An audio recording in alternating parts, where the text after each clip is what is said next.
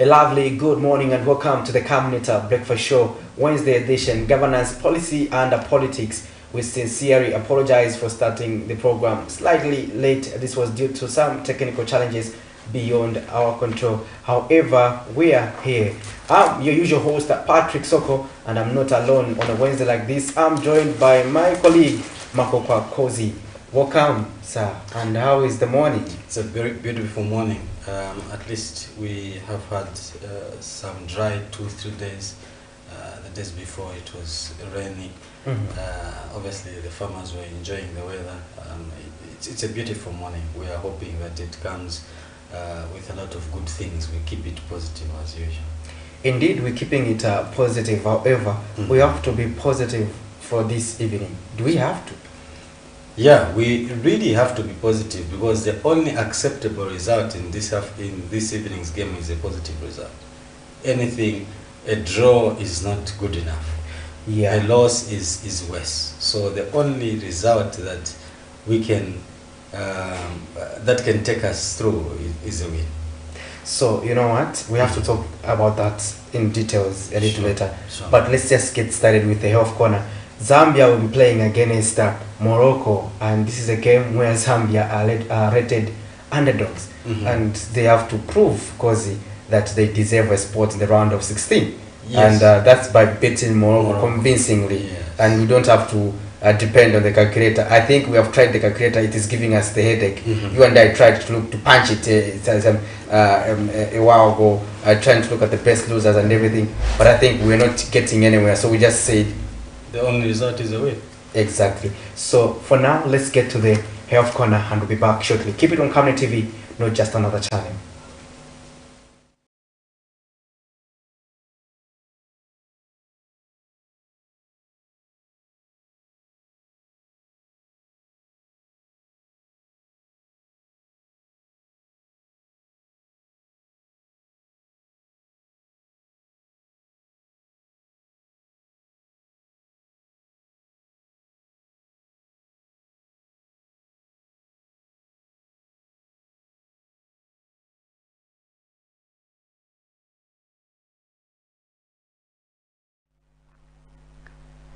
Hi, good morning and welcome to the Health Corner here on the Breakfast Show. I am Dr. Nakubiana Mfaya.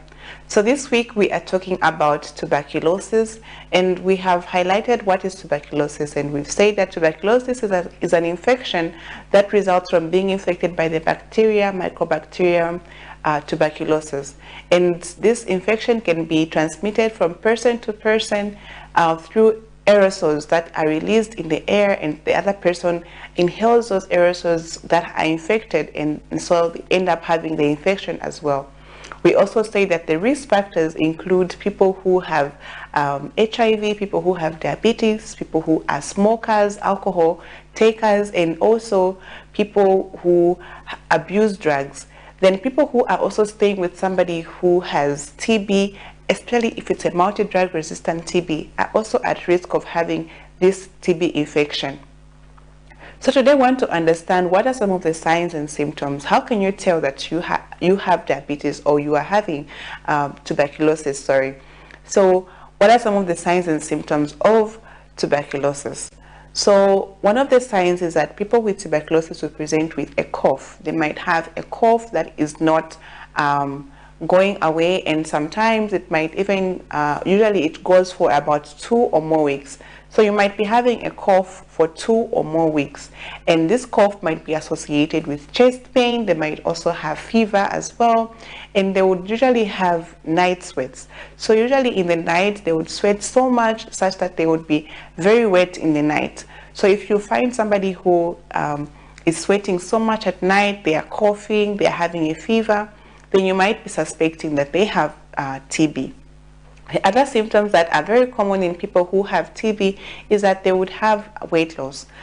So they would present with weight loss where they are not, they're losing weight, and also they might have fatigue as well. So they will be feeling very tired and just generally not feeling too well. Then also, depending on which part of the body is affected, TB can present in so many other ways because it affects so many other parts of the body. So for example, if people who have meningitis or TB meningitis, where it has affected the brain, they might present with a headache. So they might be having this headache that is not going away and it's just there for some time, and also have these other classic symptoms that we have talked about. They might also have seizures or a coma, confusion, because it's affecting their brain. Then also people who have tuberculosis that has affected their kidneys, they might present with issues to do with the urinary system. So they might be having pain when urinating, they might not be urinating well, they might be having pain in the back because the kidneys are located somewhere in the back. So they would have some kind of pain in the back, abdominal pain. So depending on which body is affected, which part is affected, again, the people would present differently. So if it's the skin, they would have skin lesions. So they would have some kind of skin lesions, whether they're just some nodules in the skin that can be seen and palpated. They might also have other lesions. If it's in the lymph nodes that are affected, they might have lesions in the lymph nodes that can be palpable and seen as well. So these are some of the symptoms that people with TB can present with. If TB has affected the spine or the back, they would have back pain. So they might have some kind of a back pain that is not going away. So these are some of the symptoms that you can look out for people with TB or people that will be suspecting to have TB. And if you suspect anyone to have TB, don't hesitate to take them to the hospital as soon as possible to seek treatment early and to be able to prevent other people from getting this condition or this infection as well. So today we're talking about the signs and symptoms of TB, and we say that some of the classic signs or the signs that really show that someone has TB is that they would have a cough, they would have they would be having a fever, they would have chest pain as well. And then also they might have night sweats, they would have weight loss because they might not be eating too well and just having a poor appetite. Then they might also experience other symptoms depending on the part of the body that is affected. So they would have urinary symptoms where they're having pain when urinating, abdominal pain. They might have back pain if it has affected the spine. They might have confusion, seizures, and even a headache if it has affected the brain or the meninges. So if you know anyone with TB, make sure you can take them to the hospital as quickly as possible. If you have missed any other episodes that we talk about here on the Health Corner, make sure you also watch my YouTube channel, which is Dr. Nakwenam Siameka, and don't forget to subscribe to my channel on YouTube. And if you have any questions, you can reach out to me on my Facebook page, which is Dr. Nakwenam Siameka. Thank you for watching, and I will see you again next time. Stay healthy and stay blessed.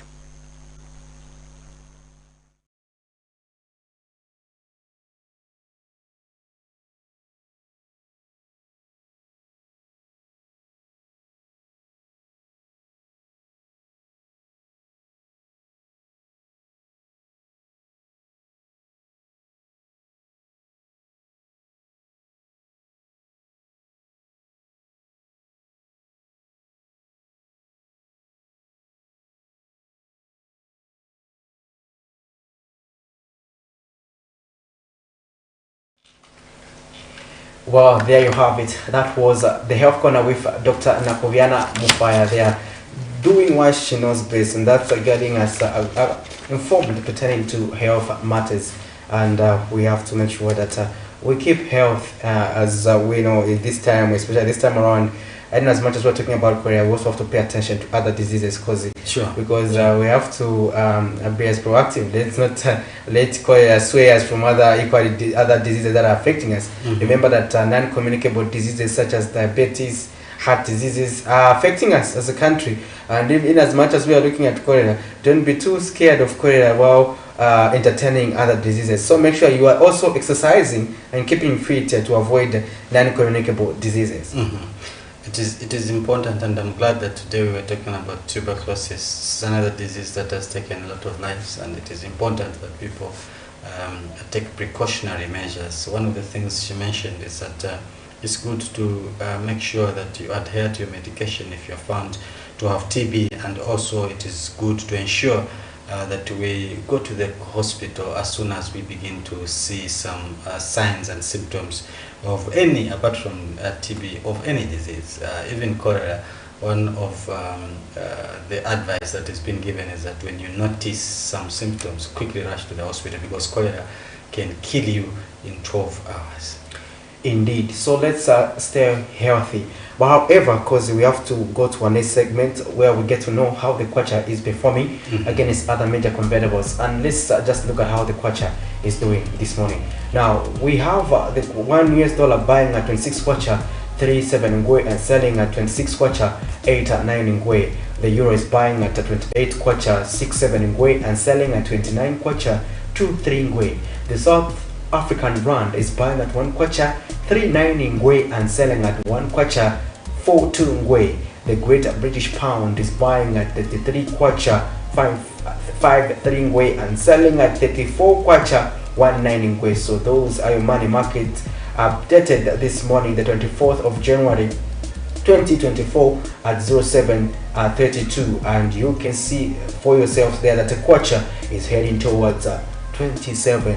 That will be another all-time high mark, because it has never been that that high, and the kwacha has never depreciated to that level, and we are likely to hit that negative milestone that we are not happy about. I don't know, maybe it may be only Cozy who can be happy about it if he saves his money in dollars. But I know he doesn't even save in dollars. You and I are dealing with our kwacha. Yeah, sure. As you have put it, it's good for those that have the dollar accounts. But as a country, I think this is the highest we have gone as regards kwacha trading with other major convertibles. And we are hoping that solutions will be found to this particular problem. A lot of people, a lot of economists have been giving advice to government on how we can go around this particular problem. And I think that it's time now to start and try and implement some of these interventions so that we help our kwacha to stabilize. Indeed. So right about now we go to our next segment. This is where we get to look at some of the stories that are making the headlines. And talking about that very fact, we are going to start with some 3 stories where we see we start with a story where an energy expert has urged the government to fill up the country's fuel reserves to avoid a further increase in fuel pump prices in the country due to international price fluctuations. In an interview with Camnet News, Boniface Zulu says that buying fuel in bulk and storing it as a country is the only long-term measure that will not affect the coffers of the country in the long run. And another story, we have Chikondi Foundation President Bishop John Mambo has backed President Hakainde Hichilema's cause for unity in the country following the renewed cause for independence of Barose land activists. And another story is where People's Alliance for Change President Andy Ford Banda has backed President Hakainde Hichilema's stance on discouraging the Barose land agreement discourse, saying Zambia is a unitary state. So let's have a look at these 3 stories. We'll be back on the other side. Keep it on Camnet TV. In the last 4 months, the country has experienced constant fuel prices due to the use of the Strategic Reserve Fund that was being used by the Energy Regulation Board, and according to ERB, the fund has since depleted and fuel prices will be dependent on international prices. Energy Regulation Board Chairperson Engineer Reynold Boa has dismissed reports that government has been subsidizing fuel. Speaking at a press briefing Tuesday afternoon, Engineer Boa says ERB has been using the Strategic Reserve Fund to support price stabilization in the country. There have been press reports in the past few days to the effect that the government of Zambia has been subsidizing fuel. This is categorically not true. There has been no subsidy of fuel. The Strategic Reserve Fund is a fund that is set up for and supported from funds of the citizens who consume petroleum products. The use of the fund for purposes of supporting consumption of the product, whether it is used to support the cost of transportation, whether it is used to create infrastructure for the storage of petroleum products, or whether it is used to actually buy strategic reserves, is an authorized use of the fund. Meanwhile, an energy expert has since called on government to prioritize fuel reserves as a long-term measure to avoid the effects of international prices on the country's fuel pump price. Mr. Boniface Zulu says the Energy Regulation Board must use a 6-month storage system to purchase fuel in bulk when international prices are friendly. Needs to do is we are consuming over 30 million liters of petroleum products on a monthly basis.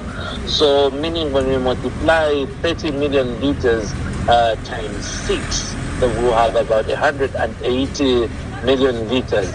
Now we need to produce 180 million liters of reserve capacity. When fuel prices drop on the international oil prices and the kwacha to dollar exchange rate is fair enough when the kwacha appreciates, we can buy more stock and put it in our reserve to act as a buffer against fluctuating international oil prices as well as the kwacha to dollar exchange rate. And this will be a better solution currently than implementing subsidies, which will also drain the coffers of the government in the long run. And an economist, Kelvin Chisanga, says the country must emulate the footsteps of countries like Ghana in fuel stabilization. Mr. Chisanga says, depending on international market prices for fuel pump prices in the country will make it difficult to survive economically. We just need to find how we can model it now. Perhaps now we should be able to follow what Ghana is doing in terms of trying to work around stabilization and recovery process. And this is what we need to look at to ensure that we have a very good safety net. Because you see, if we leave this to market patterns on the international market, it will be very difficult for us to actually see how we can go about this. Even when it comes to the business projection, it will be relatively very difficult for us to counterbalance some of the external shocks that comes with their pricing model around fuel. Cherish Sibote for Camnet News, Lusaka. Chikondi Foundation President Bishop John Mambo has described calls for Barotseland independence and mushrooming of other regional groupings as saddening. President Hakainde Hichilema in recent days has been drawn into a defensive mode over Zambia's unitary status. This follows renewed calls for independence by some Barotseland activists calling for independence in the historical Barotseland Agreement. Speaking in an interview with Camnet News, Bishop Mambo however says the calls are saddening given that the country has been independent for more than 50 years under the motto of One Zambia, One Nation. Now, we cannot be happy 50 years down the road to start saying Barotse, Eastern, Northwestern and things of that nature. No, we are One Zambia, One Nation. Even our marriages, even the national anthem itself, go just to the national anthem.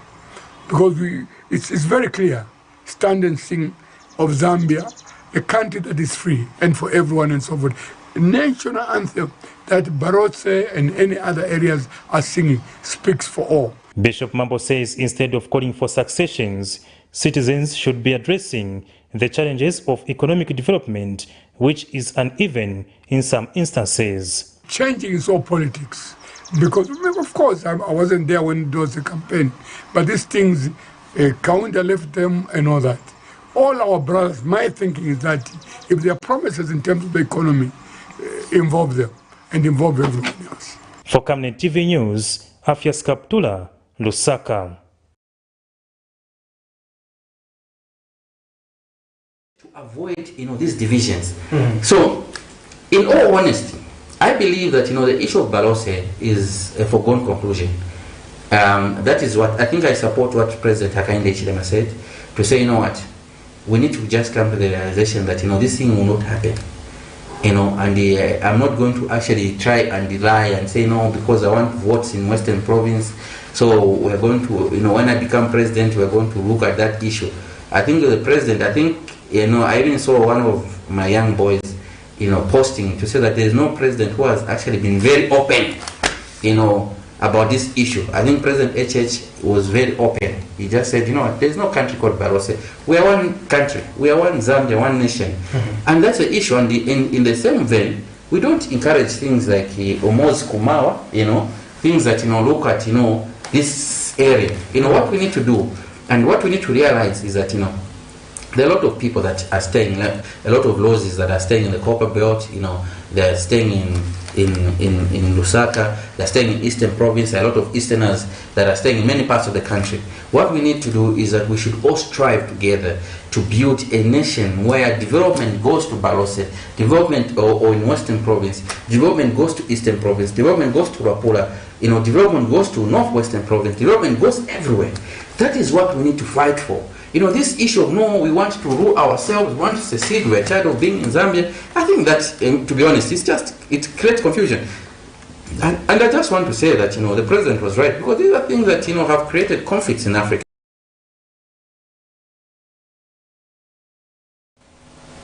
Welcome back. There you have it. Those are some of the stories that are making the headlines, and we were zooming some of them to just recall that we are in the stories that were in the main news last evening here on Camnet TV, and those are some of the stories. Another subject of controversy, the subject of Barose land, and that has been topical for a while now, Kozi.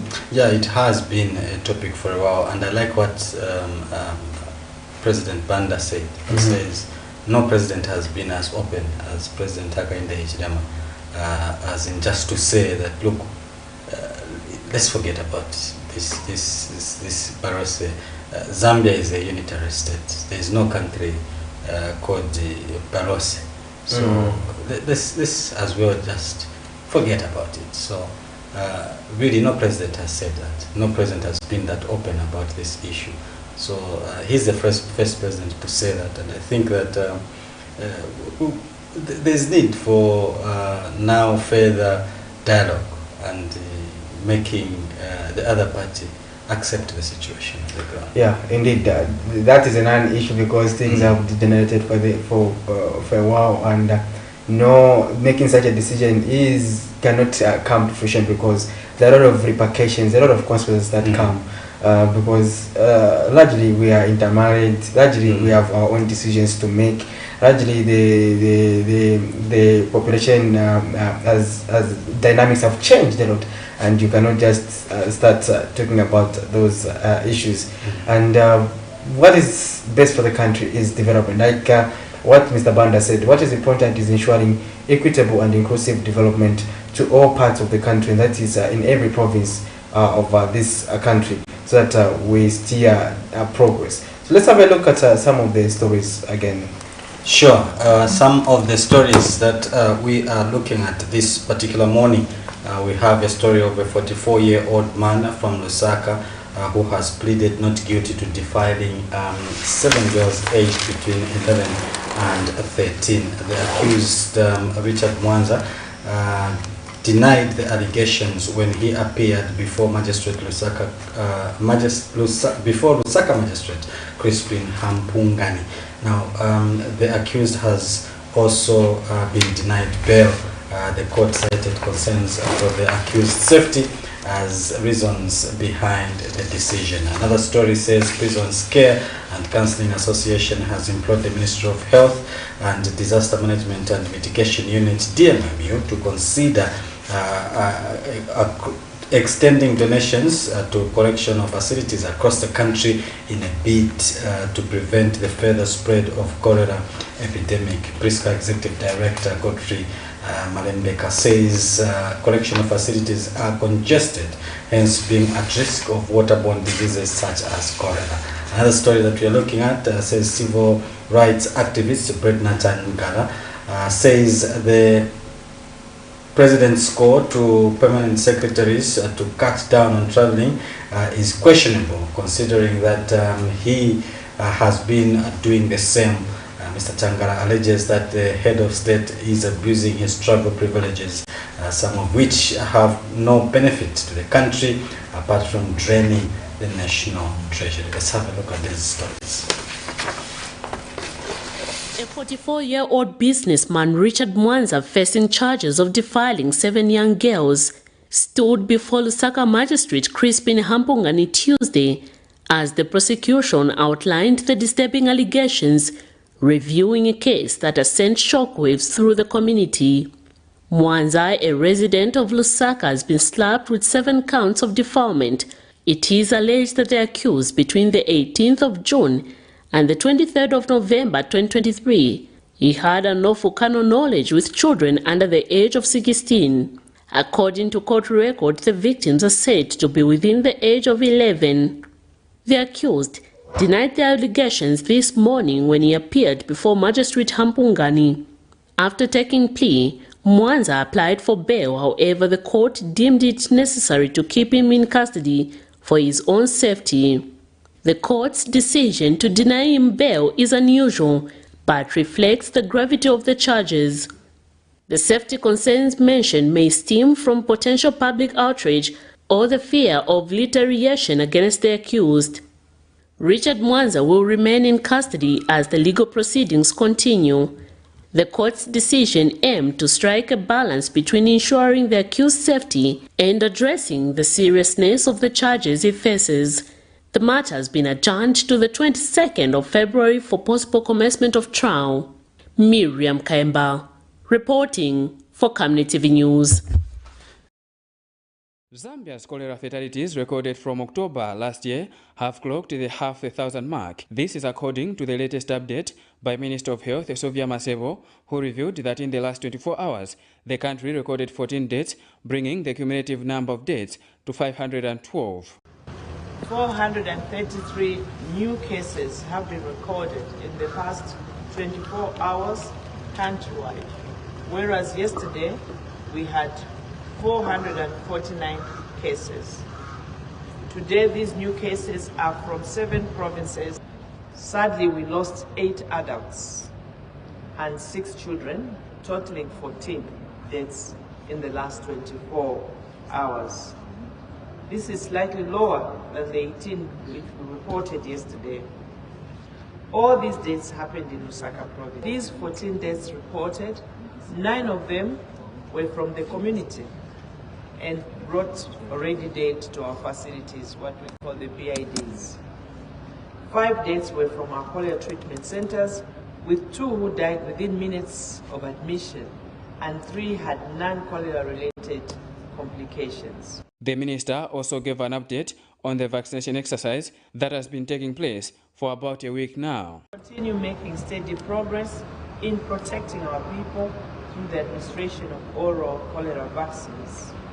For the past 7 days now since we launched the vaccination program, we have vaccinated a cumulative 1,454,807 individuals in our hotspot areas. This vaccination coverage is currently at 90% of our targeted population. 46% of those vaccinated are males, while 54% are females. The total number of individuals vaccinated in each of these areas are as distributed. Prisons Care and Counseling Association is since imploring the Ministry of Health and the Disaster Management and Mitigation Unit, DMMU, to consider extending the donations to correctional facilities across the country in a bid to prevent the further spread of the cholera epidemic. Prisca Executive Director Dr. Godfrey Malembeka says correctional facilities are congested, hence posing a threat to inmates in terms of waterborne disease outbreak such as cholera, among others.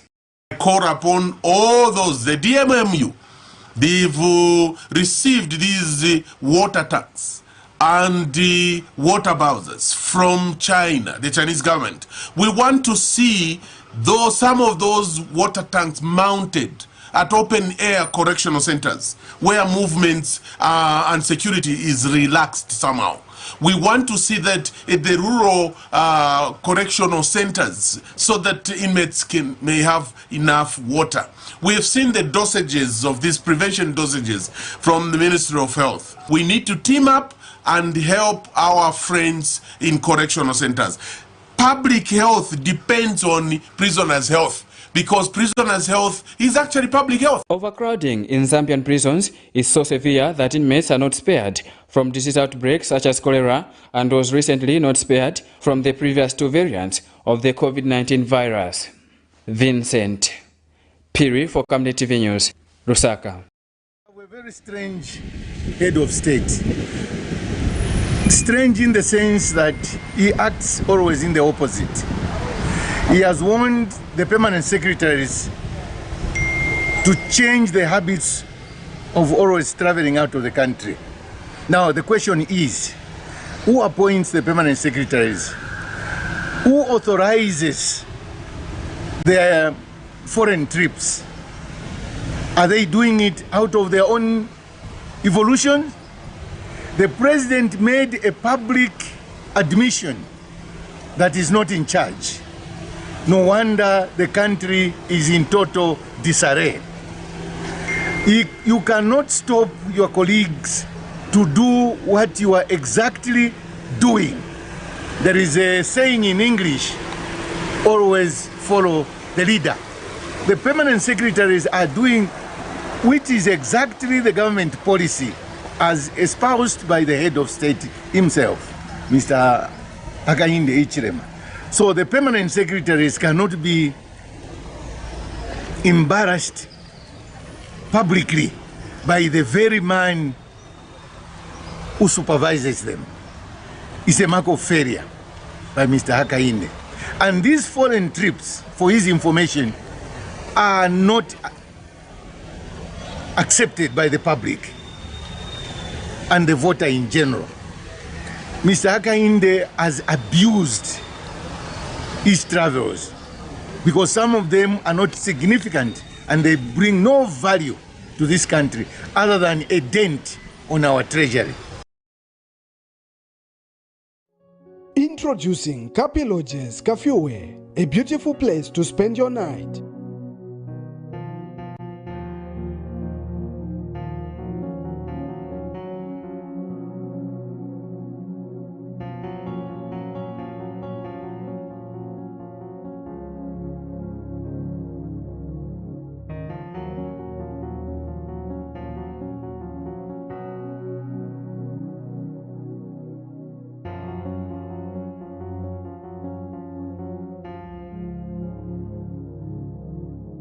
At Kapi Lodges, we have affordable and comfortable rooms to meet your expectations.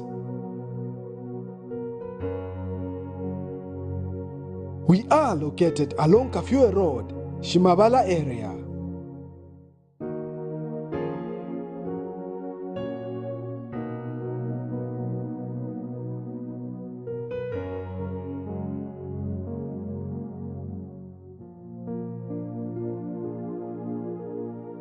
For more details, contact us on +260 979 476307 or +260 976 057123 or +260 764 700 003. Email kapilodges@gmail.com. Kapi Lodges, my second comfort, home.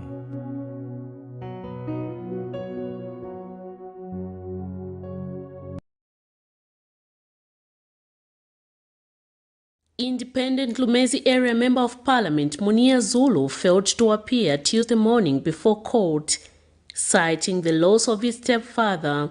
The accused, grappling with personal tragedy, was unable to attend the scheduled hearing. His matter was coming up for continued trial. Magistrate presiding over the case, Emma Masoja, acknowledged the circumstance when the surety to the accused addressed the court. The magistrate was, however, informed that the accused will avail himself tomorrow, the 24th of January 2024.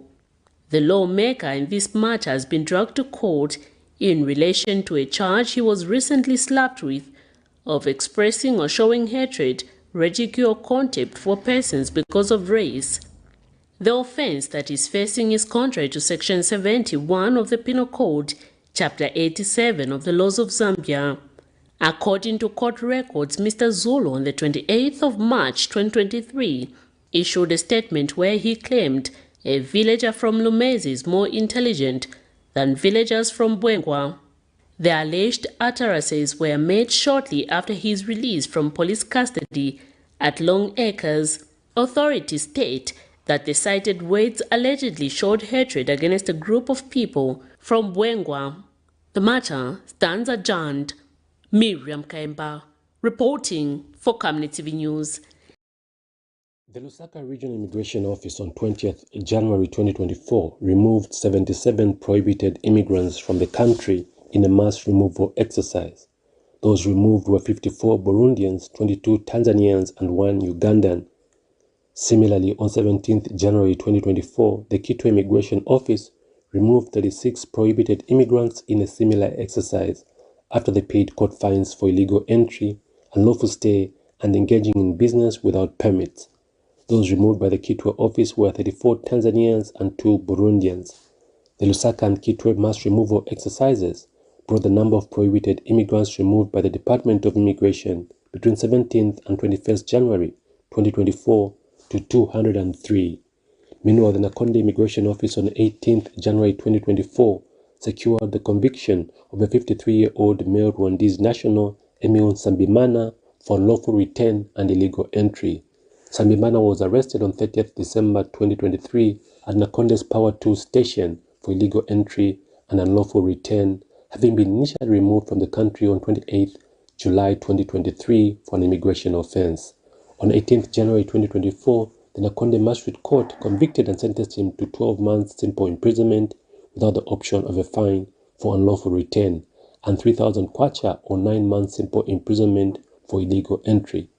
Similarly, the Lusaka Regional Immigration Office on 17th January 2024 secured the conviction of 2 Burundians, Joshua Tuyisenge, 26, and George Irakoze, 26, for the offense of unlawful stay contrary to Section 11.3 of the Immigration and Deportation Act, number 18 of 2010 of the laws of Zambia.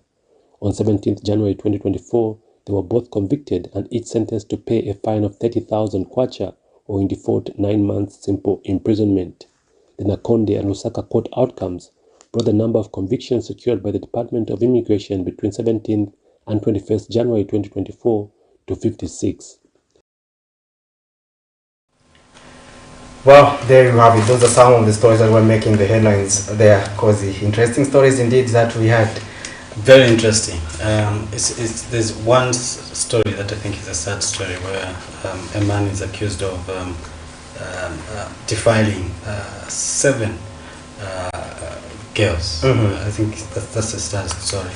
And also, I think that there is a very, very interesting quote from Priska, Prison's Care, saying that we should not leave out the correctional facilities even as we fight cholera. So all these donations that are coming through, let us also remember to share some with the correctional facilities across the country so that also they can try to ensure that they prevent the disease.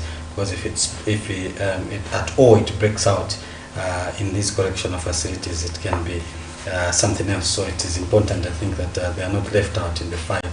So these donations that are coming, let us also try and share with them. Before we have our interview, we will be hosting PETAUKE Central Member of Parliament, J. BANDA, who is going to help us discuss various issues pertaining to the East constituency, as well as the current affairs that are happening in this country later. But let's just talk a little bit about sport. You know, today Zambia is playing up against Morocco, and today we have Namibia. Also, first of all, the first games that will be played at 19 hours. We have Namibia playing against Mali, and South Africa will be taking against Tunisia. Then for 22 hours, we have Zambia up against Morocco and Tanzania up against DRC. So now, these are the games that we played. Let's start with Morocco, Namibia, Mali. Who can carry the day? Namibia and Mali. Namibia started very well in the opening game when they played Tunisia. They beat them by a goal to nil. Fantastic display, but their second display against South Africa was not very, very convincing. And then South Africa beat Namibia. But this is more like a Southern African derby. So you expect any result from a derby. So we can't write out Namibia from the game against Mali. Mali have been awesome also. They beat South Africa, and you suspect they drew against Tunisia, you suspect that this is going to be a very, very tough encounter. I must mention that this AFCON has been the most entertaining that I've watched myself, the most entertaining AFCON that I've watched. So you cannot rule out any team at this point. So then we have South Africa up against Tunisia. Cracker of an encounter this, because South Africa showed that the classic team, Arthur Zwane, they call him the immortal, 34 years old, but is still going strong, and they believe in him so much. He was a last-minute call-up. They actually left him in the initial team that was going to Ivory Coast, but last minute they said, bring Arthur Zwane. And Arthur Zwane is there, and he's starting games, and he has proved he's supposed to be there. He got 2 goals in the game against Namibia, and Tunisia will really have to watch out for Arthur Zwane. The main game of the day, talking about our team, the Chipolopolo, will be up against Morocco. Well, who's going to carry this one? Our viewers are giving us their predictions on our Facebook page as well, and we want to also get your predictions. I know it's a difficult question that I'm asking. Actually, I was about to say I'll pass the predictions. Because as I said earlier, we can't write out anything at the moment, but Morocco are coming into this game with a lot of pressure, having been held by Congo DR and being frustrated, not only held, being frustrated by Congo DR in the previous game. They will come breathing fire on Zambia, but also Zambia know that this is the only game they can win if they want to continue. Alright, so what we're going to do right about now, we are going to take a very short break and keep giving us those messages pertaining to who is going to carry the day between Zambia and Morocco. Then be ready for our next interview as we host PETAUKE Central Member of Parliament, J. Banda.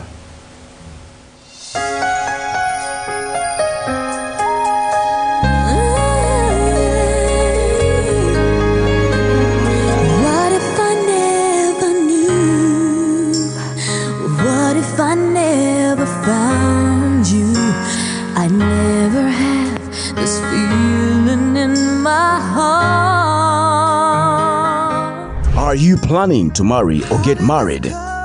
Contact the Camnet Media team for a professional capturing of your big day in life. Let your relatives, friends and the nation join you in celebrating your big day on television. Just at a manageable fee, Camnet Television will cover and transmit your wedding on your channel of choice. Contact the marketing department on mobile number. Camnet Television, not just another channel. I give my love to heaven home. Get all the latest updates in court news only on Camnet TV. We take you and make you feel part of the court sessions through our in-depth coverage of the adjudication process. Get informed on those who have been arrested, delayed and denied the police bond or bail victims, persons taking plea, court adjournments, verdicts, and those administration issues in the judiciary. Camnet TV is on channel 274 on DSTV, channel 25 on GoTV, and find us on channel 106 on Topstar. You can also follow and give us a like on our social media platforms. Camnet TV, not just another channel. Every Monday to Thursday afternoon, join us for the Lunchtime Cafe. We get to bring to you emerging stories making the headlines, midday news, and we remind you of what political leaders and governance actors said back in the days in forgotten stories. We emphasize to you the importance of eating healthy foods and leading healthy lifestyles on the Nutrition Corner. Get the latest updates in sports and critical interviews. Because we value your contribution to national matters, we accord you an opportunity to share your perspectives during the viewers' reactions. The Camnet TV Lunchtime Cafe is an all-inclusive buffet. Camnet TV, not just another channel.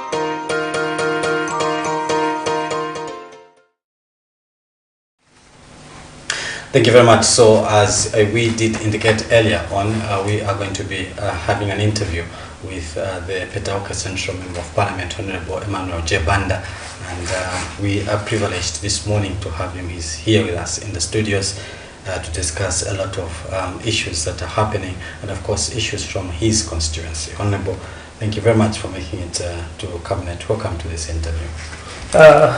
Thanks a lot. First, let me welcome the viewers on Camnet TV, and also not forgetting our lovely followers from Camnet Facebook page, and also all those pages which are streaming live. Honorable EMMANUEL BANDA's page, and also Muslim's page. All those who are following, please, you're most welcome, and thank you for your support every day. As we go live, you usually support us, and please, you're most welcome. And also, just know that this program, as we are starting this program, yes, criticism is allowed, because my leadership, remember, I've been always saying this, to say my leadership, comrade, is just like a duster bin. A duster bin allows anything. It doesn't reject anything. Anything, if you throw even something sweet, it will accept. Something clean, it will accept. Something dirty, it will accept. Something rotten, it will accept. So this is my leadership. This is my office.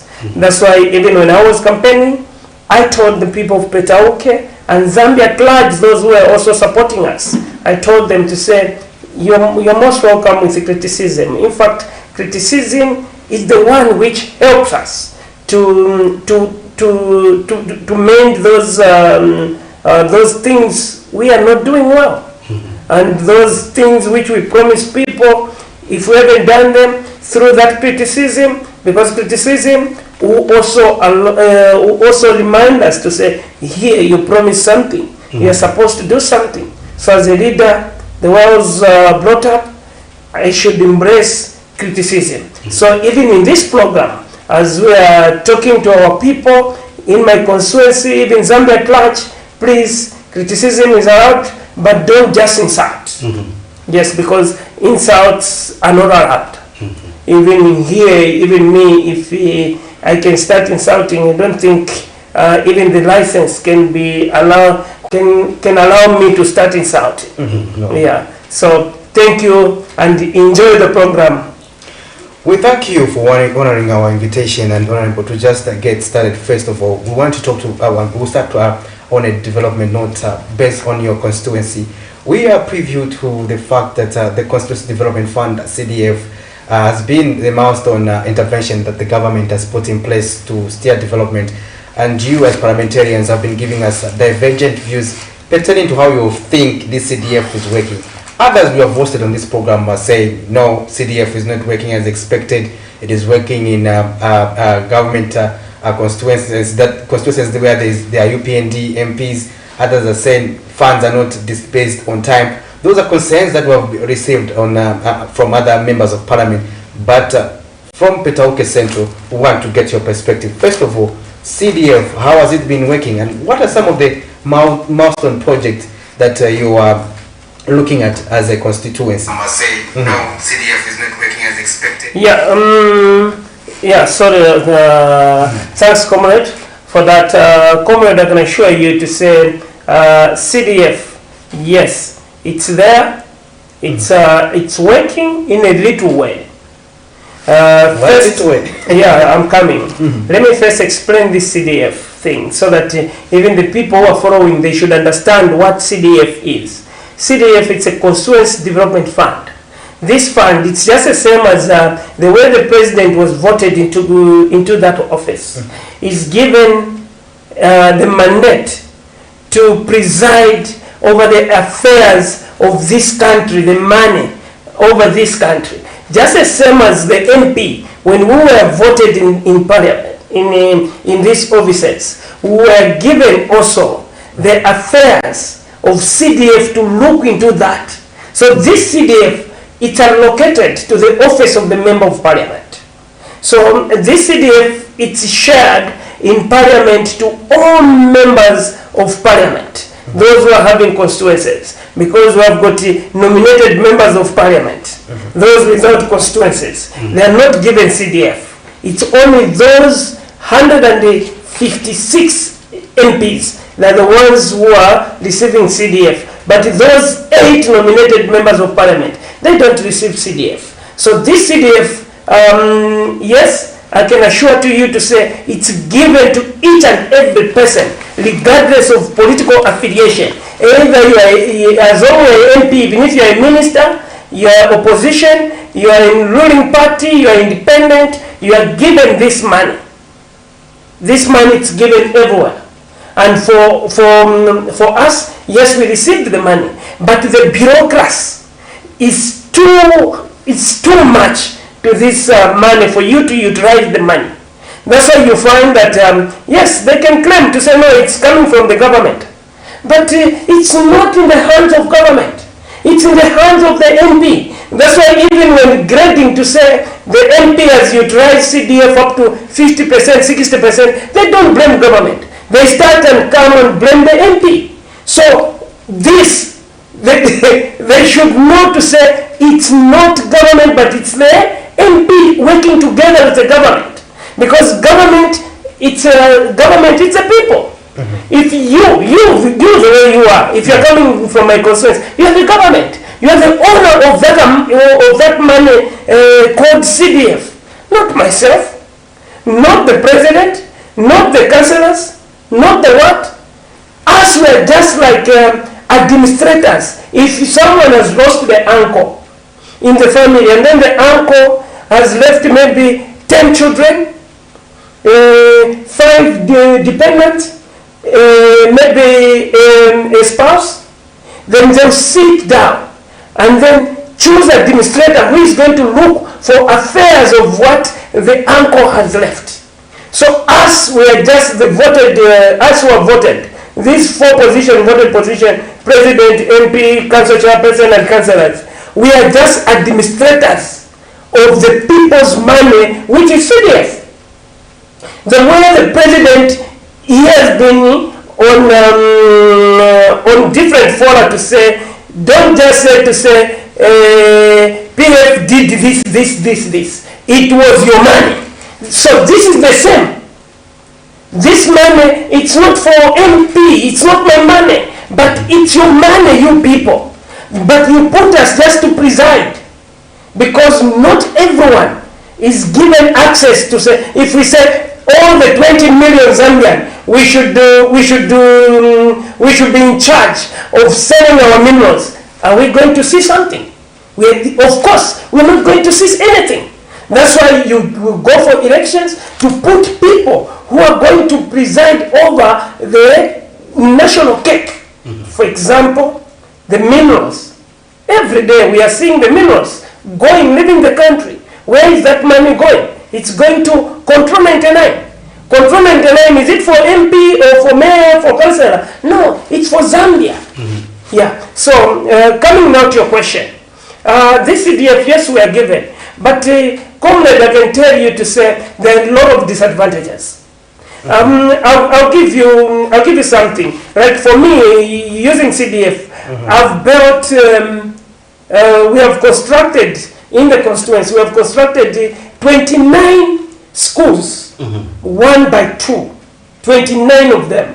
Then under health sector, we have also under health sector, we have done 26 health posts, because we are trying to curtail the death rate, which is high.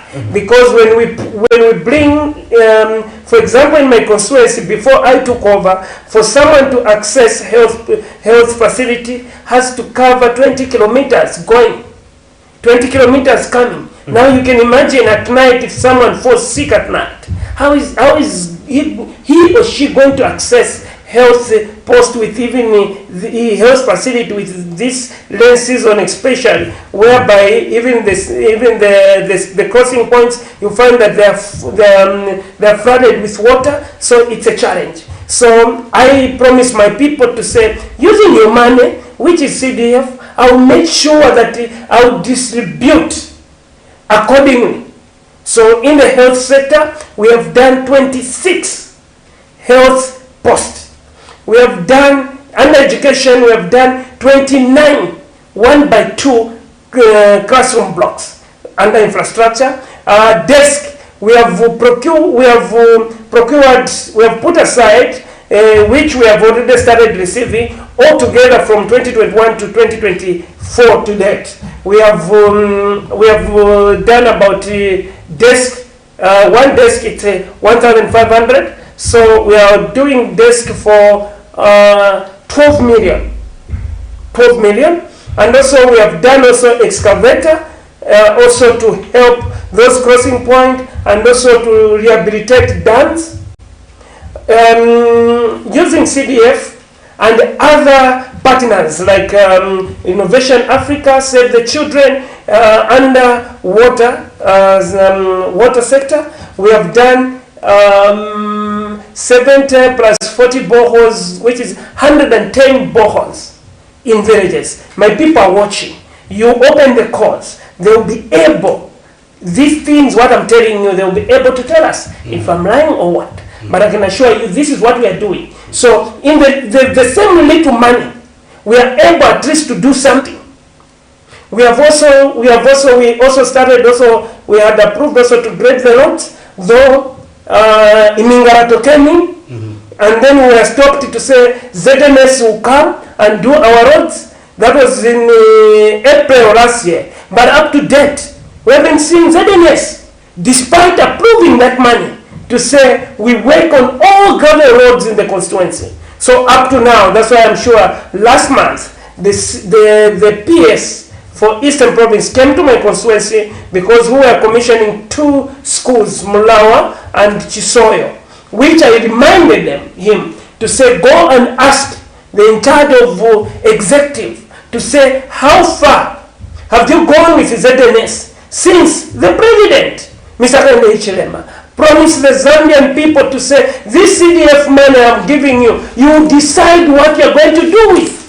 And the people of PETAUKE, through their member of parliament, they decided to say, let's allocate certain percentage towards road networks, because you are aware to say PETAUKE, 95% are farmers. And then for them, their produce to take them to the market, they need good road network, which we allocated some money. But through the DC, who was appointed by the president, stopped that grading of gravel roads. And then she said to say, no.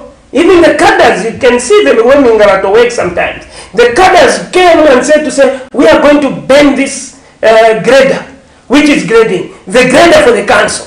It wanted to be banned. To say, no, can you stop grading? Because as government, don't use CDF money, but we want to bring ZNS. So I was shocked. The other also things which are happening.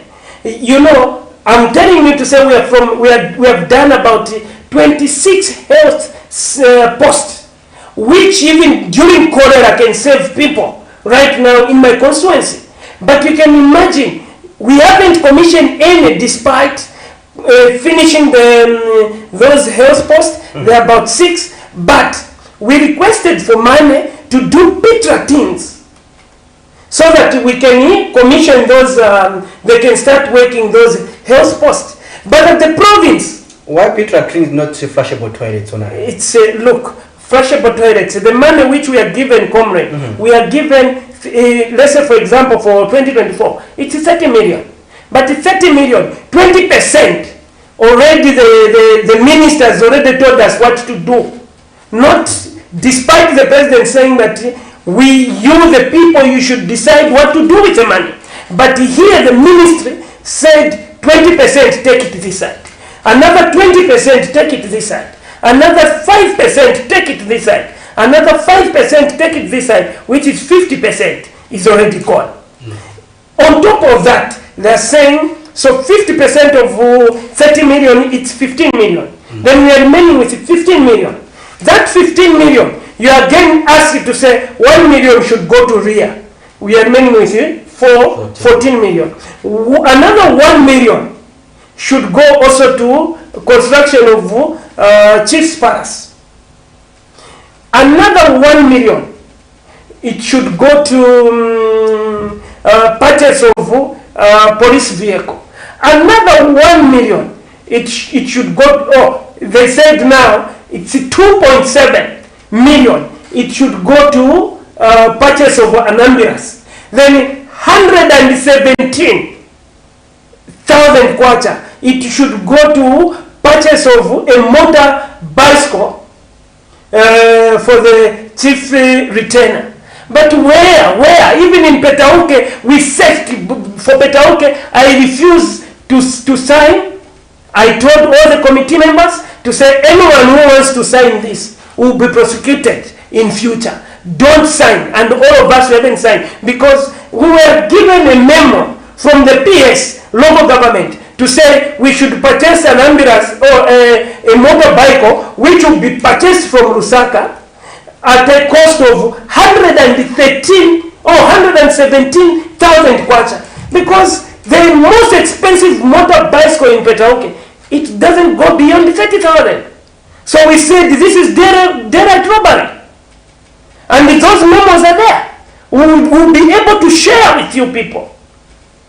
This is how it is. Those projects that you're talking about, they are one-off projects. Buying of an ambulance is a one-off project. The other 1 million for the police vehicle is a one-off project.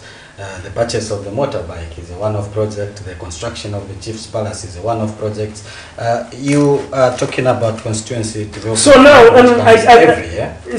just a minute. So I didn't finish now calculating. So in that 50%, now start calculating 2.7 for ambulance, 1 million towards construction of Chief's Palace, 1 million towards police vehicle, 1 million rear. So how many already here? It's 5.7. 5.7 plus for motor bicycle, which is 117. So it will be 5 point something. So which means under CDF for 2023, all the constituencies countrywide, we are remaining with how many? 9 million. Now 9 million. You need to do things under education sector. You need to do things under health sector. You need to do things under road networks. You need to do things in different areas. Now, if that money, are you sure? Because right now, from the central government, there is nothing which is coming. So tell me, in that 9 million, what can you do? Because just one dam, to do one dam, it's more than 5 million. Right now, there's a dam which is supposed to be done at 7 million cost. Now, 9 million, that's a CDF we are given, not 30 million. We are given 30 million, but everything you are told to say you should do this. So, which means the people, the only money for 2024 under CDF, which the people have been given, it's 9 million. So, anyway, I know we can spend more time on CDF for a lot of issues you have brought out, but we'd like to move on to another subject because due to time, we manage time. We look at the aspect of another important component. You are running a rural constituency, and we cannot talk about that without underscoring the importance of the Farmers Input Support Program, FISIP. We want to understand how has been the distribution of farming inputs in your constituency, and how has it been for this year, and what should we expect for PETAUKE? Thanks a lot, comrade. I can assure you to say this year in PETAUKE we are receiving very good rainfall pattern. The pattern of rainfall is very good towards our farming, because for me, I grew up from a home where we are doing farming. So I understand farming. And the way we are receiving the rains, to assure you, to tell you the truth, if only we received these farming inputs on time, we are going to experience bumper harvest this year. But this time, this is when the farmers are getting the seed. Now this is January 20-something. What can you plant? Because the rains, we always receive the rains only for 3 months. And even the maize, it's only about 3 months. So now, those go to PETAUKE right now. This is when people are receiving farming inputs. In PETAUKE. In PETAUKE right now, those under loans, this is when they are receiving farming inputs, because the government, they removed an SR, which they said to say, if in the cooperative you are 40, and then you are given 2 packs, don't share those 2 packs. Allocate those 2 packs to 2 people. Then the rest, the 28 people, they should be given the 28 people, the 38 people will be given loans. And farmers, they listened to that because it was coming from government. It was coming from government. This is where it was coming from. But when they applied for those loans, this is when this is right now. This is go to PETAUKE, go to APSA, go to NATSEF, to what? This is when you see that people now are being given, and we have only given, I think, less than 50 farmers out of 1,000 farmers.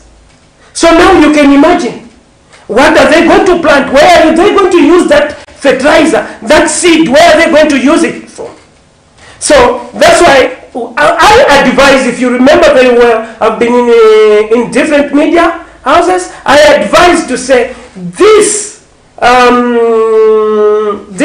program for loans, government were supposed to introduce that program in last year in April or January, so that they can explain to people, sensitize to people how the system will be, how it will be working, how everything will be. Not at a gunpoint, the way they introduced it this year. Because it was at a gunpoint. Because the people, they didn't even understand what it was. That's why you find that right now, this is when they're collecting seed. But where are they going to plant that maize from? Because here, the farmers in PETAUKE, there's no winter maize. The only maize we usually have in PETAUKE is the same rainfall pattern maize. Yes. So it will be tricky this year to have a bumper harvest in PETAUKE. That's my answer. But we pray to God to say the government this year, they should now start sensitizing even next month about the same loans, about FISIPO. Start delivering remember, under SATA, all those years, under SATA, we used to have bumper harvest. That's why there was no hunger, because we used to have bumper harvest. But now, these like last year there was no bumper harvest. That's why I'm sure you have seen today. We are even importing. I've just seen when I was waking up. I've just seen something like an approval to import minimum from SA. You know, sometimes we might be blaming to say where are these diseases coming from? Not knowing it's the things we are importing, because remember, in Zambia, our bodies are used not to have GMO food. We are used to natural food. That's why under our constitution, it's not allowed to sell any GMO product in Zambia. It's an offense. It's a very big offense to sell any. That's why I'm sure you remember the minister in parliament last year, when he was asked about this GMO meaning, to say, why have you allowed the GMO? He said, no, we are just exporting to Congo. But now, I haven't seen that, yes, the export, it has been exported to Congo, the same product which we are getting from South Africa. So this, the only solution to this hunger crisis, even price for meal going up, the only solution is to deliver. Because I remember I was one of the people during SATA witnessing the distribution of FISIPO, starting distribution of FISIPO in March, April. SATA would have started distributing FISIPO products. Not this time. Because this time, which means we are inviting you are inviting hunger in the country. So sometimes they say, that's why for me to say, to be a good reader, I always welcome criticism. But other people, when we talk like this, they say, no, those are frustrated, those are doing what? But because of that, this is what is causing the problems in our country. Well, our dear viewers, you are watching the Camnet Breakfast Show. In case you want to join the conversation, you are free to do so. Give us that call and you can equally leave us that message so that we can get interacting. Remember that the number is on your screen and you can interact with our guest by asking those pertinent questions that you feel our guest can respond to. We are hosting Emmanuel J. Banda, who is a PETAUKE Central Member of Parliament, and we've tackled about 2 issues so far, and that is on the Constituency Development Fund, CDF administration, as well as the Farmers Input Support Program, FISIP, also the loan component that has been introduced by the government, and he's given us his perspective. Now, moving on, we move to another subject, Kozi.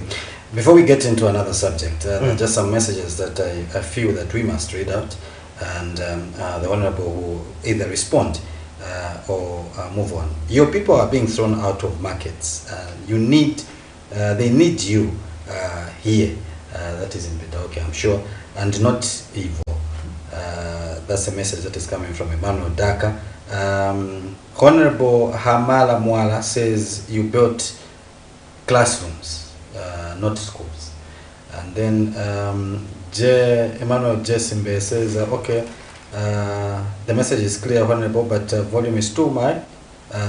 Kindly reduce normal conversations, not quite Kanipila. The other message is Judith Chiweya and Nezala says, because he speaks in Senga, so he is responding to the message of volume being too light. Says, the other one says, congratulations, Honorable, you are now mature in politics. So those are some of the messages that have come through from people that are watching us via Facebook. We had, of course, we're going to respond to some of the messages. We had the president recently say that Zambia is a unitary state and there is no country called Barotseland. What do you make of this statement?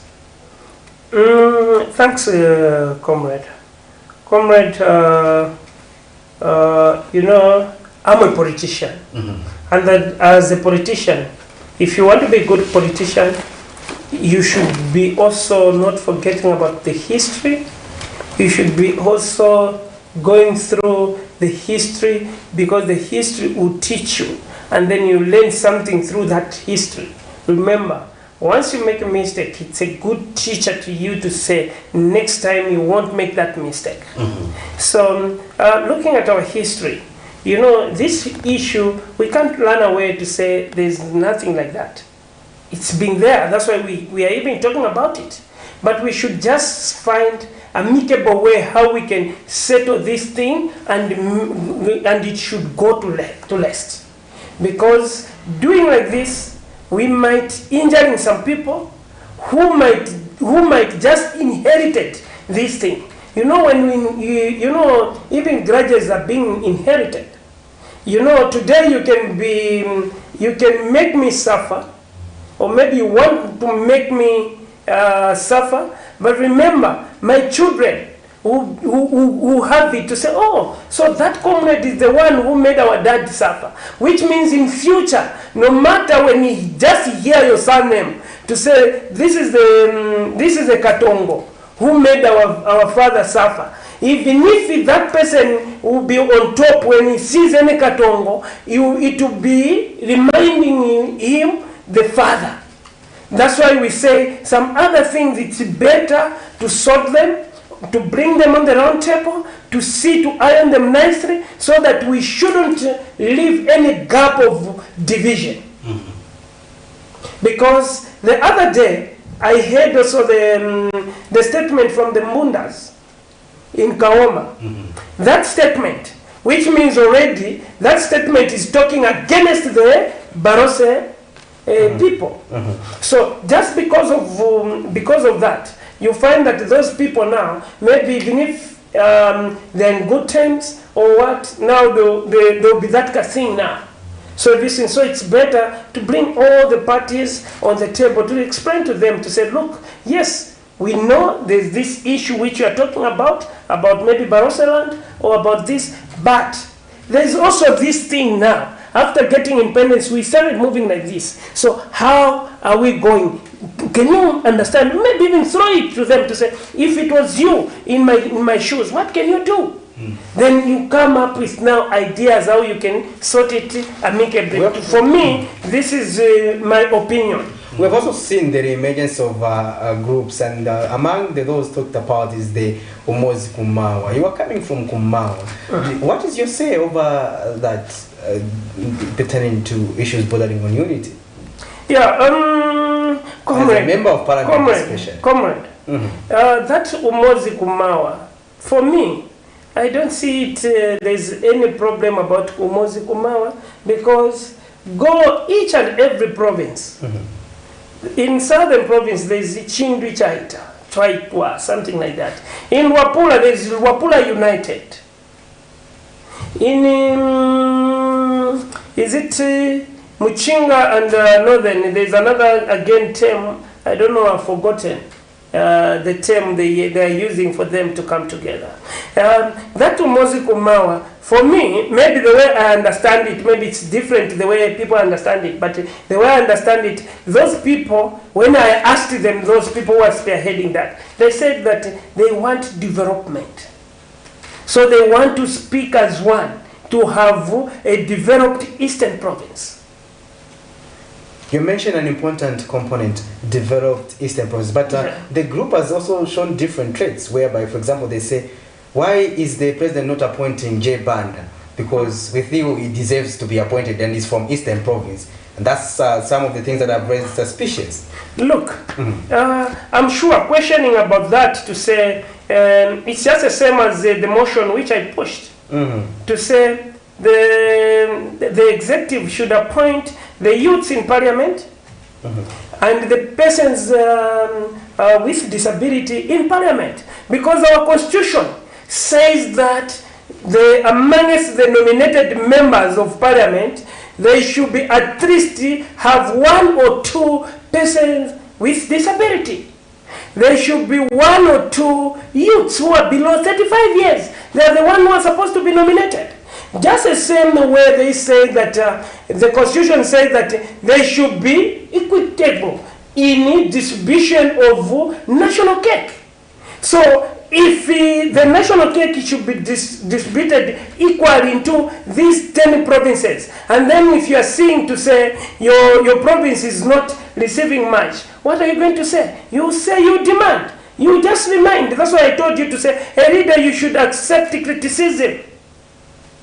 A leader, you should accept criticism. You should not say, so these people, they are saying that to their province. Because remember, the distribution of national cake first is happening in parliament and in cabinet.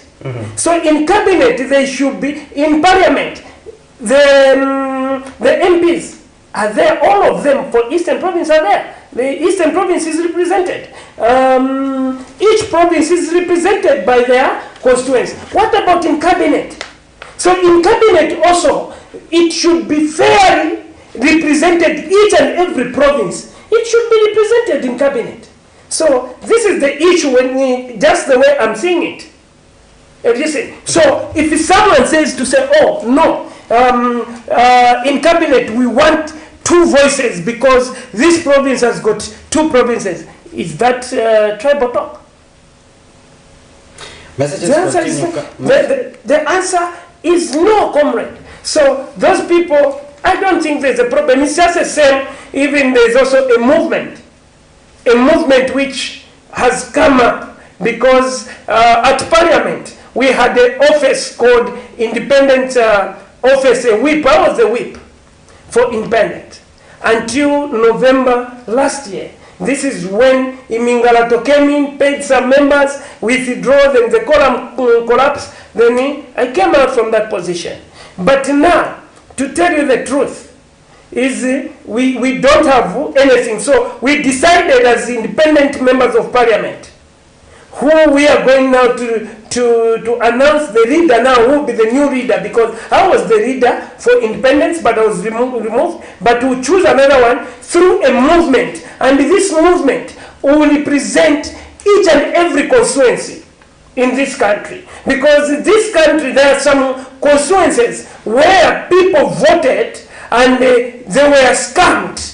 The people were scammed to say, this person we are voting for, he's going to represent us. But once they come to parliament, they don't talk. They just drink tea.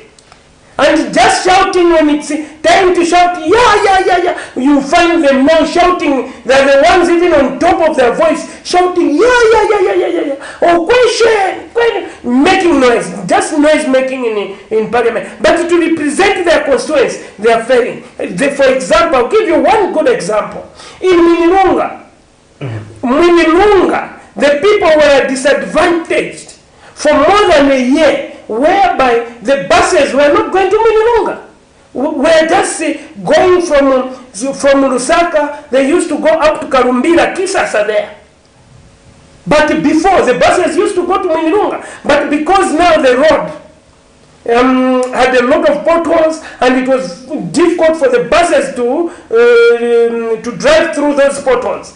As a result, they were not going to Soroway, to Mwinilunga. They were going just up to Kisasa, which is Karumbila. But right now, the buses are going to Mwinilunga. Who spoke on them, the people of Mwinilunga? The MP was drinking tea. It was the member of parliament for PETAUKE Central Constituency. The MP called BANDA. He's the one who talked on behalf of the people of Mwinilunga. Right now, I'm celebrated in Mwinilunga because right now the buses are able to go as far as Mwinilunga. And the people of Mwinilunga now they're able to enjoy when traveling. They're not traveling using canters, using van, they're using now buses. Go to Mafinga right now. There's no bus which can go to Mafinga. Even if you have got a relative, even if even you have got your own vehicle, a Benz, a Mercedes Benz, it can't go to Mafinga. But that's your village, Mafinga. But how are you going to pick up a sick person who is your relative to say, oh, let me bring him maybe to UTH? You can't right now in Mafinga. But where is the member of parliament? He's quiet, drinking tea. Instead of representing his people, go to Kaputa. Kaputa is also the same. You can't go with a Mercedes Benz today to Kaputa, to Mafinga. You can't go today to Kaputa, Mafinga with a bus. There's no bus which goes to Mafinga. It only goes up to Isoka. That 100 and something kilometers, you need to jump on the tank and on the counter, behind the counter. If it's raining, which means the whole journey, those lanes will finish on your head. You can imagine, even you with a suit, you go today, the way you are dressed, the way we are dressed today, if we say, comrades, let's go to Mafinga, with a vehicle only go as far as Isoka. Then from Isoka, we need to jump on the counter until Mafinga. And to get into Mafinga again, in those mountains also, it's a struggle for just a canter. We even jump off to start even pushing the canter. But the people in 2021, when they were voting, they voted for the member of parliament to talk on their behalf so that at least they can be also treated as human beings, the people of Mafinga, the people of Kaputa, so that at least the road will be provided and the buses will be reaching. Because, look, the people of Ndora, when they're coming from Lusaka, they go with a bus from Lusaka to Ndora. Now, what about the people of Mafinga? Are they not Zambians? The people of Kaputa, are they not Zambians for them to start using a counter? So those are the things. That's why there's a movement now which is coming. I know some people, because they call it, it's just a slogan to say Chawaiche, but we have got a lot of other people behind that movement. Right now, that movement, it's the membership, it's more than 1.6 million across the country, but it's less than 1 month old. So you can imagine to say it's the fastest growing movement in the history of Zambia, because I've never seen even a political party to grow the way the movement is growing. What's the objective of this movement now? What does it seek to achieve? It's to make sure that in each and every constituency there's good governance. That good governance, how is it going to come? If you are coming from Mafinga, you are a member of this movement, you bring those issues. That's why in Mafinga, we have got, I'm talking about Mafinga and Kaputa, we have got members of the movement. So they're the ones who are telling us this information. So immediately when we open parliament, us now, the MPs, because we are more than 20 MPs, from the ruling party we have got about 6 MPs who are in the movement. Those who have said to say no, they want good governance. So if you want good governance in your country, you need to belong to a movement. And this movement, you need to talk on behalf of those constituencies. So I was just giving you an example. Which constituency are you coming from? Is Chawama. Chawama. So if in Chawama you have seen that there is no good governance, if you want good governance is good roads, good healthy facility with medicine, good education, everything. If you want those, and you see that maybe the member of parliament maybe is not taking them to parliament, just join the movement. You sit in the movement. You tell the MPs who are in the movement to say, in Chawama we need this, in Kanyama we need this, in Munali we need this, in this we need this. So in Mafinga they've already told us we have got a lot of things. So immediately when we open parliament on the 13th of February next month, you see how now the movement will be representing people, because I've told you to say right now the membership is at 1.6 million across the country. So if it's at 1.6 million across the country, which means it tells you to say all the constituencies we have got members.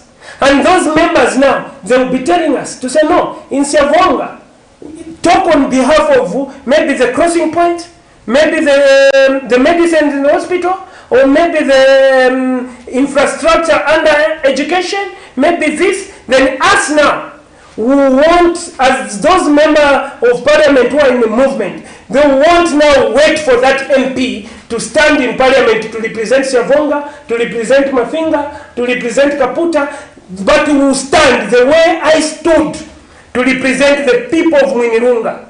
And the people of Mwinirunga, I was given a farm.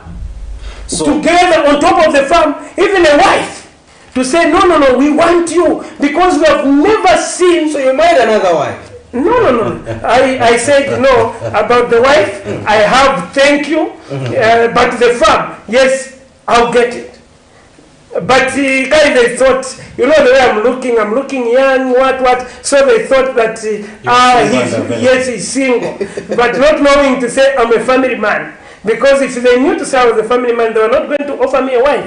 But they thought that looking at my look, I look young. When I remove even beards, some people, they usually tell me to say, when are you turning 25? Oh, yeah. Yes, everything. So some people are still looking at me in the age of 25 below. So that's why even I'm sure the people of Mwinirunga, those who offered me a wife, they thought that maybe I'm not married, I'm single. But unfortunately, I'm married, I'm taken. That's why I rejected that offer. I said, thank you very much. I know you want to take me now to be the member there in Mwinirunga, to be now a Mwinirunga person, which I told them to say, already the powers which the people of PETAUKE gave me, I'm already the member of Mwinirunga, and this farm you have given me, I'm a resident now of Mwinirunga. So now we'll be talking on behalf of this. And then I've seen just a message which they said that my people are being removed. and then I need to stand with them. Yes, I can assure you to say I'm doing something, because next week the schools will be open, and then we can't remove the marketeers, and then the marketeers, that profit which they have, it's hand to mouth, comrade. And you find that they were selling in a proper way. Go even here in Lusaka, even go to Mazabuka, go to Livingston. The street vendings are there. Vending even in China, even in America, Europe, wherever you can go, street vending is there. But people are just told to say, these are precautions, here. Not making people to be slaves. Making people to be slaves now. Look, right now, they've been chased to say, no, you can't sell here. And their profit, their capital, it was 100 kwacha. Just to order maybe tomato and red. It's 100 kwacha their capital. And then their profit a day, maybe it's 40 kwacha. In 40 kwacha, they'll be able to buy pamela there. They'll be able to buy pamela for salad. They'll be able to buy also kapamela kasoti. So wakagula tonse kwa mapamela ni sharia shabana mailo chita mazo akapanga ka mailo so takapanga ka profit ka 40 kwacha agulilepo bana mabuku, because there's free education. But lomba apa lomba piti kishira bantu aguletyani bana arutetyani, which means now we are making the cost of living to be higher. So I can tell you and assure you to say, I'm with my people. In spirit, I'm not there because there was something which I was doing. But I know not long ago I'll be with them, because they know whatever problem they usually have, I'm always with them. So even this person who is saying to say, you are supposed to be with your people. I'm with my people because my professional assistant is there in the constituency. We are communicating. I'm able to tell him to say this and that and that. But I know those minds, even those people who are removing those people, because they're getting salary, they're on salary. All council workers are on salary, their children are going to well-to-do schools. They're enjoying every day, they're having breakfast. But those people whom they have chased, they usually maybe sometimes have one meal a day, which is so unfortunate. We need to close, but before we go, in your closing remarks, I would love you to include your responses to some of the messages that have come through. Precious Stones says, Mambas Nazeze Gwembe and Siazongo. I think this is Sinazongwe. Please, Honorable Jebanda, help us table it out on behalf of us. The roads are very pathetic.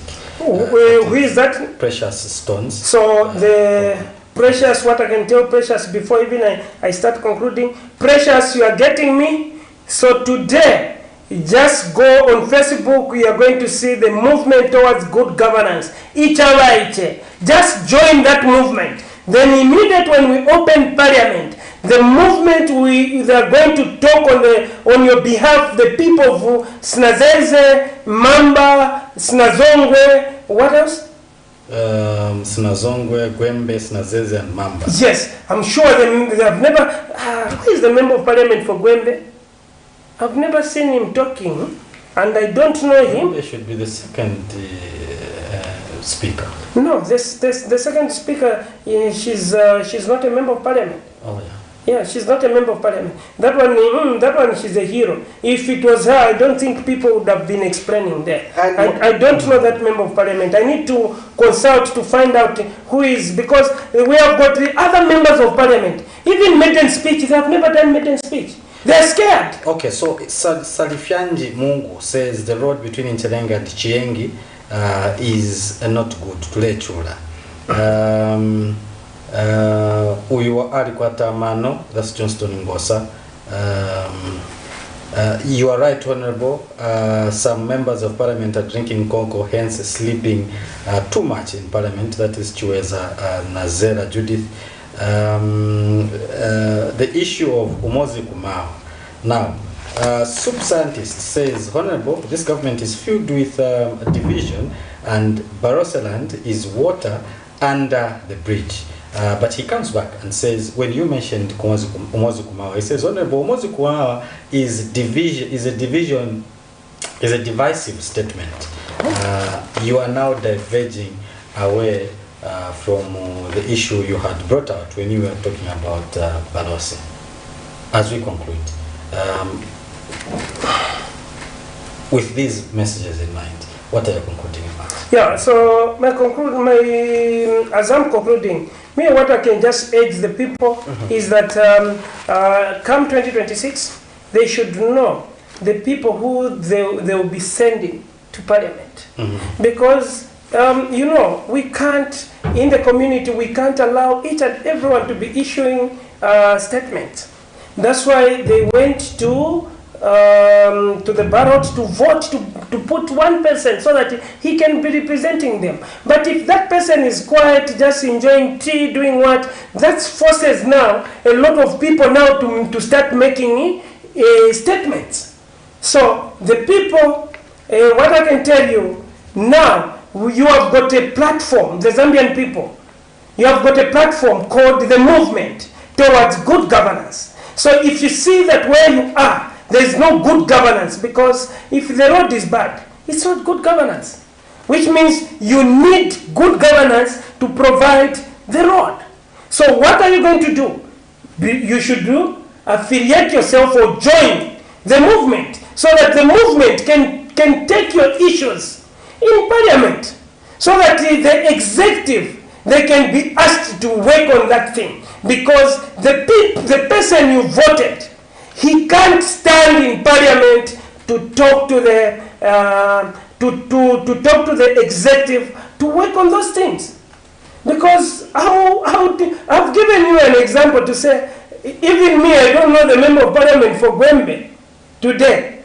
I don't know. Even if someone asked me to say, Snazeza, who is the member of Parliament? Tyson. I don't know. Honorable Tyson Simuji. But I've just heard that name, I think, in the committees. But I don't know, because I've never seen him talking. Because in Parliament, yes, when you talk about Honorable Mutacharo, you know to say Chama South, because every day, every week you hear a name, a speaker calling Member of Parliament for Chama South, Mutacharo, or North, Mutacharo, Honorable Binwe, Mulumezi. Those are the household names, like Munia Zulu. You'll be able to say, okay, yes, there is Munia Zulu, because there's no one who doesn't know Munia Zulu in Parliament. The way me, I don't know these other MPs whom are from mentioning here to say, Snazez, the what, I don't know them. So why I don't know them? Because they don't talk in Parliament. So how can I know them? We're a lot there. We are 164. We are 164 together. We are 164 members of Parliament in Parliament. So now you can't know each and everyone, unless those who usually stand. When he stands, you'll be able to hear, to say, oh, there he's talking. What is his name? You'll be able. Tomorrow again, maybe next weekend in stands, you say, there. But you find that you doesn't know, but now when the awards come, you find those who are not known, who can't contribute anything, they're the ones again who are given awards. So sometimes we wonder to say, are we in an animal farm where the Napoleons were only the recognized people, or what? Yeah. So that's why in Parliament you heard one time I said, this is animal farm. Because I referred in the animal farm book, the Napoleons were the only people to talk about. You can't award any person who is not coming from the Napoleon. If you are related, if you are coming from the Napoleon group, you are the only people who can be given award. You are during that book in the animal farm. Have you ever read that book, comrade?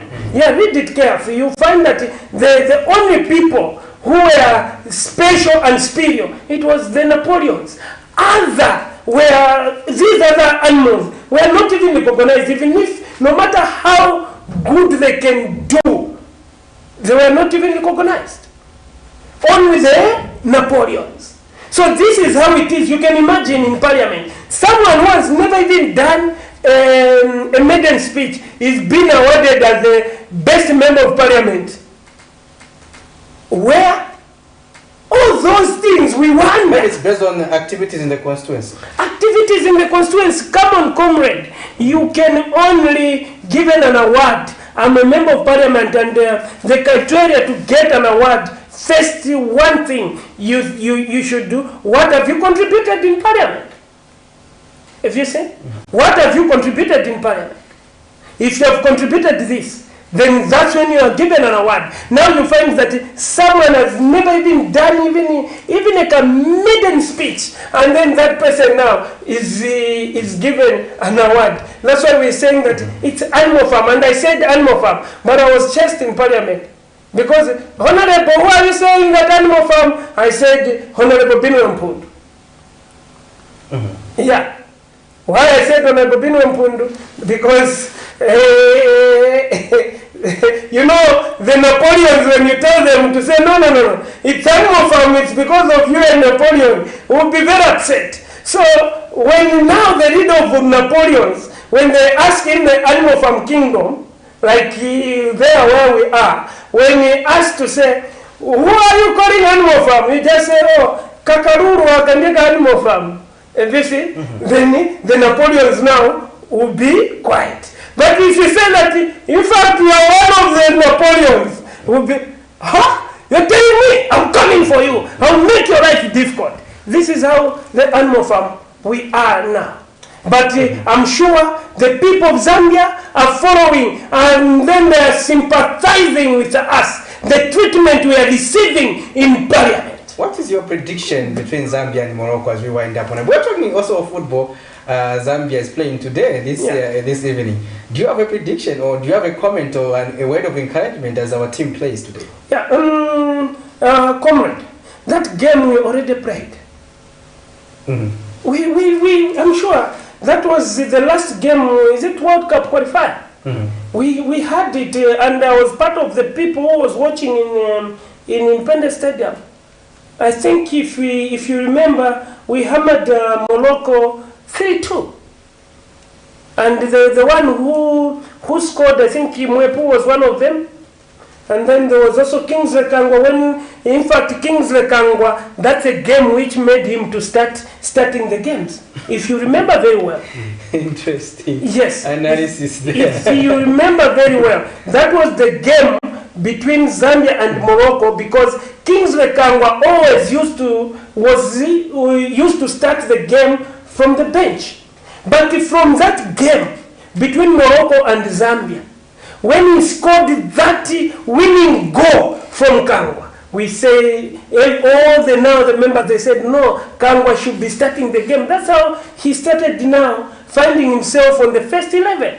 So this game, I can assure you to say, yes, we might be struggling with other teams. We drew, but this game we are winning. And then it will be, to tell you the truth, it will be 2-1. Yeah, it will be 2-1. That's so. It will be 2-1, no two way about it. It will be 2-1. First, I can explain to you the way it will be. First, it will be 1-1. Then at the end, that's when we score the winning goal. Then them now they'll be anxious to say, no, we have drawn. That's how we hammer. The way it was a miracle one, eh? You know, if you have never seen any miracles, today that's when you are going to see miracle under this Africa Cup. You can't even see to say, even imagining to say 10 men, and then Tanzania scored us when we were 11, but we equalized when we were only 10, 9 inside. We managed to equalize. That was a miracle. It rarely happened, whereby you can equalize whilst you are down. So even this, it was God who was working, because we believe Zambia is a Christian nation, and we believe in God, and we thank God to say now, even the executive now, I'm sure there was a day of prayer towards cholera. You see, now they have started now realizing, because if you remember, we took a motion to say we want this ministry back, but it was rejected. To say no, I remember Kasune, Member of Parliament for Kembe, was one of the debaters who said government and the church, they are not supposed to work together. So which means government and God, they are not supposed to work together, because that was the move of that motion. And Honorable Kasune, Princess, Minister of Central Province, she's the one who stood to shoot, to kill this motion, to say no. The church and the government, they are not supposed to work together. But I'm happy to say the government now, when seeing that issue, to say cholera has troubled Zambia, and we have remembered to say there is God, let's kneel down so that God can intervene. I can assure you to say, even in this, God will see us through. Indeed. And we are winning. And even finals, Zambia will be one of the team playing final. Right. Well, the predictions there for the Honorable Member for PETAUKE Central is that Zambia 2, Morocco 1. We had a question, Honorable, on our Facebook page where we're asking our viewers about to predict about this. Unfortunately, we have too many messages, about 270 messages of predictions. So unfortunately, Kozi, I cannot go over them. But let me just do the first 5 for the sake of clarity. We have Jeff who says, no matter what, I cannot support another country when they are playing against my own. Zambia 2, Morocco 1. And that is Jeff sharing your prediction. We have Isaac Nyoni who says Zambia 2, Morocco 1. And Ishmael Peniel says Morocco 2, Zambia 1. And then we have Donovan Masie who says, how many goals not known about honesty? Okay, Morocco will carry the day. Then let me pick the last one. That is Danny Zulu who says Zambia 4, Morocco 3. There are too many messages and we cannot read out all of them. Today our guest has been Mr. Emmanuel Banda, the Honorable Member for PETAUKE Central. Kozi. Yes, we are now coming to the end of the show, but before we go, Honorable Banda, a few messages that have come through since you mentioned the Ichabache. A lot of people now are bringing out problems that they're faced with.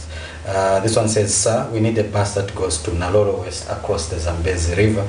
If maybe also you can take that into consideration. The other one says, Tuta Road is in a pathetic state.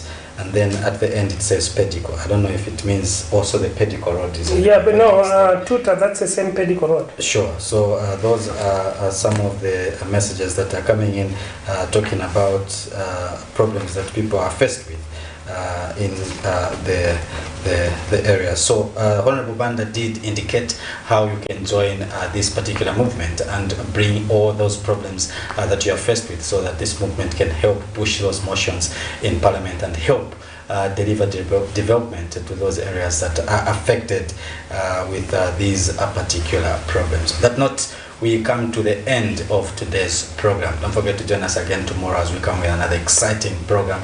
On behalf of the entire production team, have a blessed day.